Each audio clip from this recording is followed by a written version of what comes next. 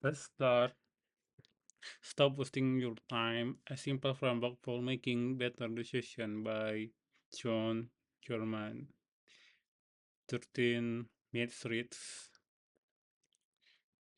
I have an I have an unfinished essay in my draft folder called Quitting is Underrated. It's been there since 2017. You can bet your ass I never complete it. Hold up, hold up. I shake, I second.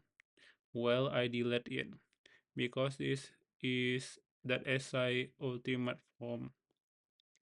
Today we are going to talk about giving up. Every day we are in and that we tells people in film or on the news will give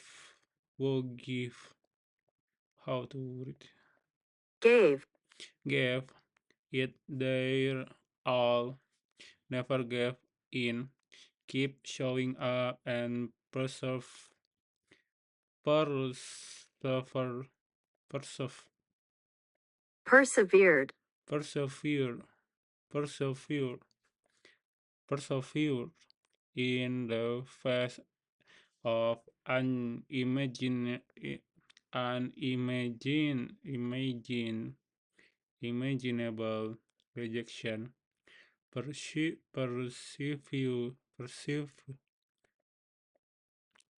Persevered. Persevere, persevere, persevere.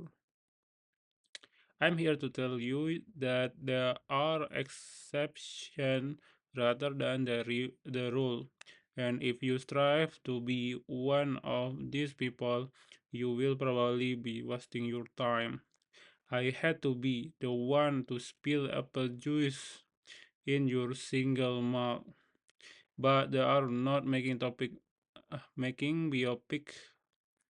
about you. You don't have a cheering section and the news crew ain't knocking on your door. Your current crush won't be your soulmate. You are not repeatedly beating the house on green and coming away with fat stack of cheddar. Your life will likely reside in the a, a fat part of the great bell curve of human potential. I'm not saying that what you aim for. I'm managing your expectation. However, you might be capable of rising to the top quintile in most of the key areas of life that matter: health, love, impact, wisdom, wealth, joy, and your vacation. You take care of that, and you will probably be just fine. I know a lot of folks who are earning solid pluses in everything. The B pluses are my bad of human. They are content, witty, kind, and making a difference.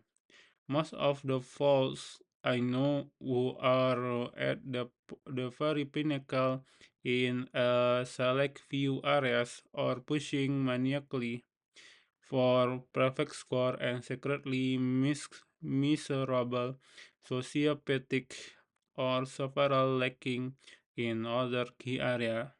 Why? Well, let's set aside the elephant in room answer of privilege or trauma for now because they explain 95% of them. False. Who I am for the star tend to make life harder than it need to be, stack their deck against them, and hold themselves to militant standard no moral can reach. You kitten you kittens don't need do that. Your life not Gary video is she spend ERL. Go easy on yourself. Easy is often better. John, are you supposed to do hard things? Are they the thing that's are worth? No, comrades, they are not. Just because something is difficult does not means the reward for doing it is automatically better. If you already won or even already finished the race, the extra miles is meaningless. If you are already showing 90 at the table, you don't need to hit. There are a fine line between taking on worthwhile challenge and taking on unnecessary stress. But John, how do you how do I know if the stress is unnecessary? Good question. The body can tell the difference between types of stress, or even the difference between excitement and fear. Their physical manifestations are identical, but if you train your mind, you can choose particularly.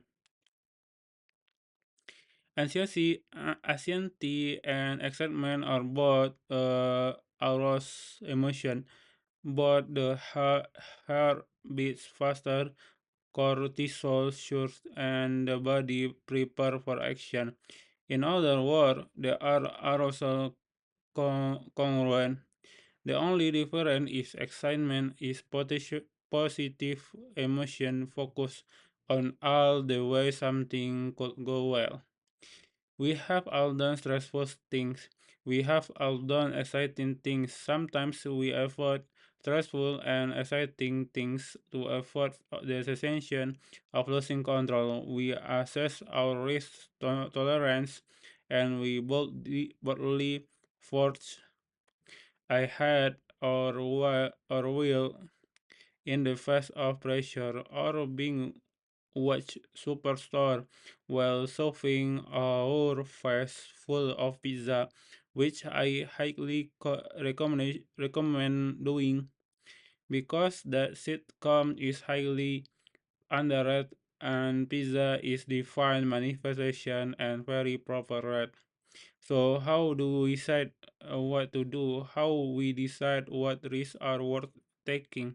How do we decide if taking too big a swing or playing too small? How we know if we are setting ourselves up for failure or sticking with shipping stars long after the expired date? Ladies and gentlemen, I am pleased to present to you the Gorman decision matrix. Partially because I want to help, partially because I am narcissist whose name things after myself. How tech we calculate risk wrong. All course of action fall upon to continuums what we expect the outcome to be and how much that outcomes matters they as comment from the risk of decision. It's not decision making about balance risk reward, no risk uncertainly, which mean if the derivative variable for clarity I am mixed I'm mixing the word reward to instead the mostly outcome because the reward is something we calculate post hoc. We are strictly talking about ante calculation here. As you will soon see, high risk is not necessarily the same high stake. Every day we do things with low stakes, share them means brush our teeth, make our beds, and let each eat lunch. Every day we do things where we expect a poor outcome. Check our email. Answer call from unknown number or cheer from Atlanta Falcons. None of these are high risk. The takeaway here most likely outcome and stake are important variable. To illustrate, let me go ahead and post a blank version of the matrix. Decision matrix first outcome versus text. Success, unknown, failure, high, medium, low. In the chart above, I have I have broken in yellow to the three bucket. Most likely outcome. They are quite creatively named success, unknown, and failure. Success means near guaranteed change of success. Unknown means something in the nebulous middle. Failure means near guaranteed to change of failure. In the green category stakes by how much given course of action matter to you. I have named creatively again high, medium, and low. Medium means they matter a great deal to you. Mediums mean is matter enough. Low means barely matter at all. Every course of action take fall into this nine blank bucket. Let me drill nine area filter it to give you extra clarity. We will start in upper left and work our way down and then over. Box number one, no start, likely success, high text. In upper left, we have North Star. These are our big win. These are must have our brand to run. These are to the course of action we take that capitalize on our greatness. These are your 10 pole production, your Marvel Cinematic Universe. Is marrying you is marrying your best friend. Sure, there are there is a lot on the line, but you more than capable cap, capable of rising to the challenge. Box number 2, moonshot, unknown outcome, high text. In the middle left, we have our moonshot. They are COVID-19 vaccine. These are our Apollo program. This Taylor Swift fro- folklore, or Kanye West, My Beautiful Dark Twice Fantasy. These are game changer. The paradigm, paradigm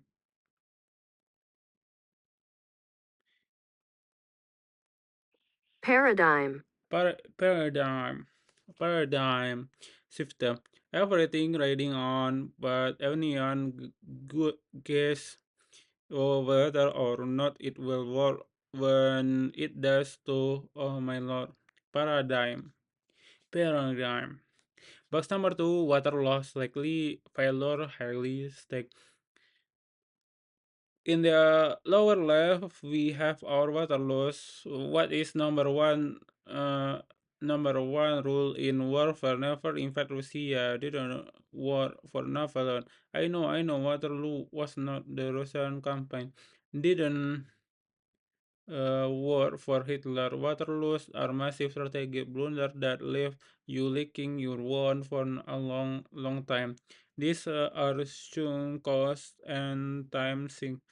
These are unhappy marriage and Jane Fan, the talking drive, the 72 holes on Open Championship, needing needing just to car double buggy to win the Claret Judge. Claret Judge hidden. Box number 4, confidence booster, likely success, medium stakes. The top middle is your strike zone. This your well host. This is me writing copy for apparel company or my standard straightforward medium column. This is season 2 of Couple Show. This almost a very Tom Petty record between them, the torpedoes and wildflowers. This is your swampland. The these are your get right games against the Neptune Jets in almost any calendar. Box number 5, growth opportunities, unknown outcome, medium text. These are most pivotal decisions on the board.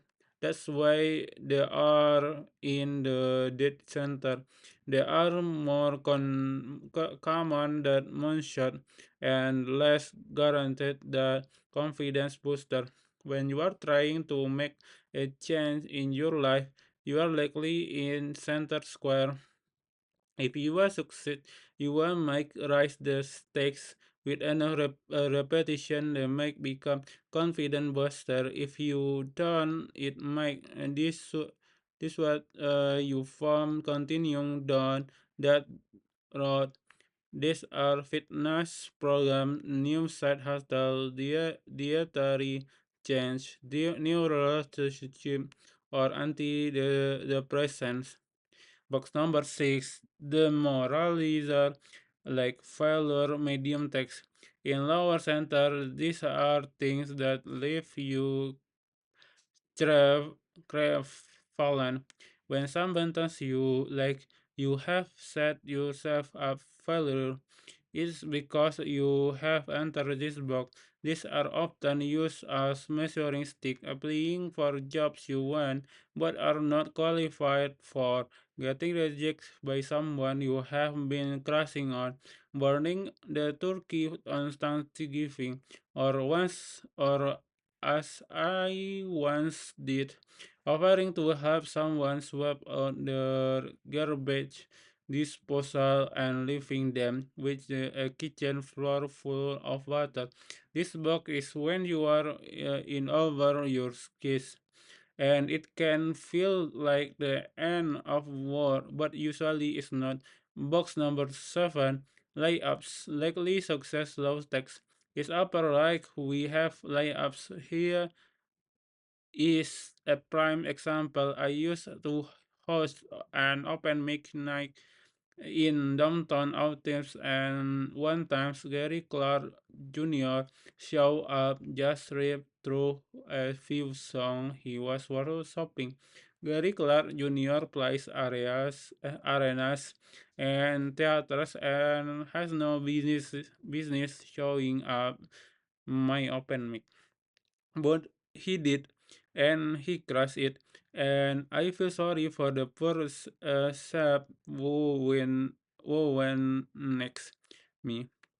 These are your classic big fish small pond moment. This setting the game to beginner mode when you should be playing Almaden. This is me. This is me mailing in self-published medium piece. Just have some fresh content. Well, exist one. Number 8, head checks, knowing outcome low stake. If you are not familiar with head check, I will follow Austartation, flexible enthusiasm, and internet KAWD. GAWD. Serrano. Take it from here. A head check is mostly a basketball term. It uses a reference and shoot attempt, specifically a difficult one attempt after handful of years. Whether shot have been made. Think of this: you make a layup, then you make a wide open mid-range jumper. Then you make a wide open three-pointer. That's great. That's our smart shot. You feeling very good yourself and decision you have made in life, and you let you that point. So the next time down call you receive the ball and chunk up 29 foot fade away that the hit checks, you literally check it to see if you have figured it hard. This is when you take Joe Regen advice, which I would not ordinarily agree with, and try out. This is casual microdose on a week. This is your first time trying to anything that can kill or embrace you. Box number 9, full around like failure low stakes. And finally, in the lower right is repeatedly subjecting yourself to another guys energy vampire, a second that with the dude who yell at waiters and sleep on mattress in the kitchen. This calling your mom because she asks why you don't call me anymore when you know damn well why you don't call her anymore. Doing this thing won't ruin your life or career. They are just both in a bad mood. I almost call this instant because of his definition of insanity, but I realize some instant can a much higher style. This mostly telling your kid no more iPad for evening when you know damn well and how later you will be handing it over and should that demo spawn up for the night. Common time management error. Time management and procrastination. Gangsta near Ella gave a Thai presentation at course membership masterclass called How to Be Indestructible. Best his book name. On his mantra, the people tend to empathize personality and under empathize context. This is what psychologists refer a fundamental attribution error, as this applies to human decision making and time management. This causes us to do one of two things: procrastinate because we doubt our capabilities and yearn to distract ourselves with lower stakes action where we expect a more certain outcome, usually success but also failure, as we will see in a minute. Overextend because we ascribe too much of our previous success to ourselves and therefore see ourselves as infallible. She approached life with all the confidence of a mediocre white man. We constantly measure ourselves.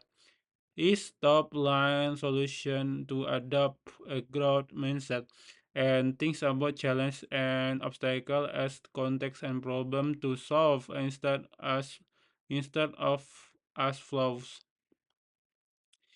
The opposite distraction he correctly point out is not focus in its direction. Direction pull us toward what we want to do and we want to become. Let's look procrastination, procrastination and overextension and see how they apply our decision matrix. Procrastination. Classic procrastination push our decision making to right of decision matrix. This self-adopt issue you are going to see a lot more later. We substitute low stake activity because they are less emotionally daunting. We play Tetris or order take out instead of coding and cooking. Yet, Hallmark procrastination does not just mean playing smaller or doing things that matter less. It also makes seeking the reassurance of a centrally certain outcome, which mean we will move toward the top and bottom of the matrix and be much more likely to engage in lower risk activity that have guaranteed sense of failure. We will fill up our time with things like demoralizer and full errand because they give with our emotional state, the time we are doping ourselves and decision and activity align with how we see ourselves. Overextension. Overextension is likely different than procrastination because it's not a self-doubt problem, it's self-worth issue. That might sound like harp splitting, but it's not. Here we take on too much because we feel compelled to, either due to our hubris, see Donald Trump the president, or due our insecurity, see Donald Trump the businessman. Overextension push our decision making to left the box because we are trying to prove ourselves. It also encourage banking on the high risk and therefore more toward the center since we lot failure we avoid it, but guaranteed success will always like small potatoes.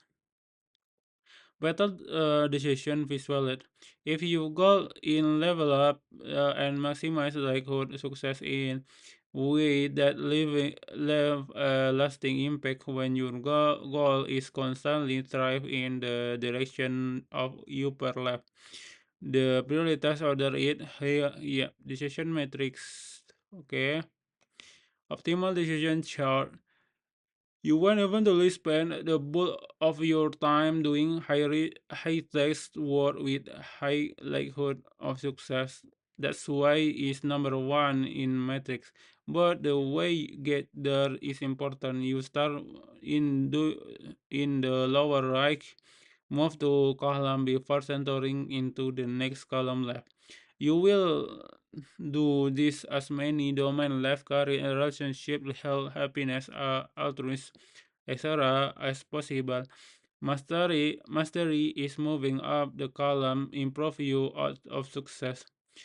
Leveling moving over column raising mistake. Spend too much time moving over and you will flame out. Spend too much time something it on the right and you waste your time. True excellence and optimal time management to means embracing uncertainty. The middle row is where you take your race. You cannot read top without first logging in the middle. If you experience self-doubt, keep going. It means you want it and discomfort and fear means you are growing. If you experience annoyance, meaningless misery, frustration, just walk away. If you can, and you can always, it's fatal, or you're playing small, or the juice and worth the squeeze. Knowing what you create and what the real life immediately left, if you can, are key to managing your time is in a way that deliver good things for you and yours. Pinalto, most of what you do in life won't won't be in upper left. Most of life is uncertainty, and very little of what we spend our time on matter a great deal in grand schemes.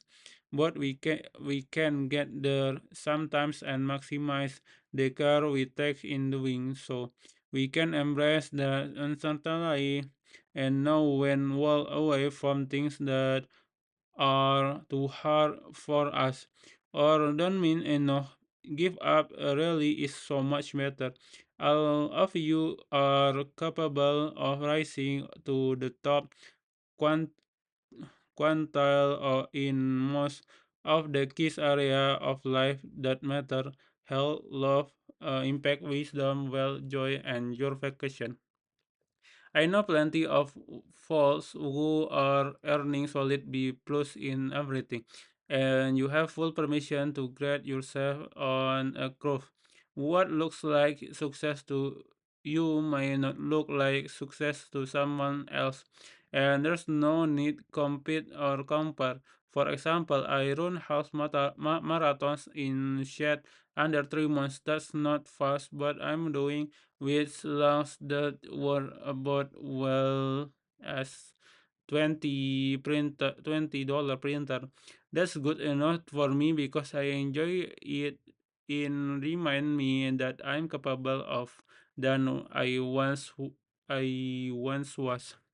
I'm not going to write the great American novel. I am not going to crack the Billboard 200.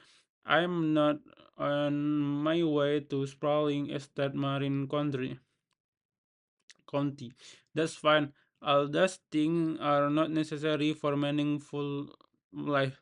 Good enough is good enough, and arbitrary marker of success are just video game number deemed important by what society that profoundly seeker that either you or I. In sum, life is short. We should all be finding ways to make our life easier, less full, and most importantly, make sure we are happy, especially now when there are so much out there making life hard, stressful, and miserable. You embrace uncertainty, mitigate failure, master new skill and habits, and funnel your life in the direction you want to go. That's how you get to top quantile that choosy little rugby plus zone. And if you find you get where you think you want to be and decide it's not you had in mind or too hard, you can always just quit. I recommended it. Okay, that's all. Uh, Thanks for listening me. Okay, see ya.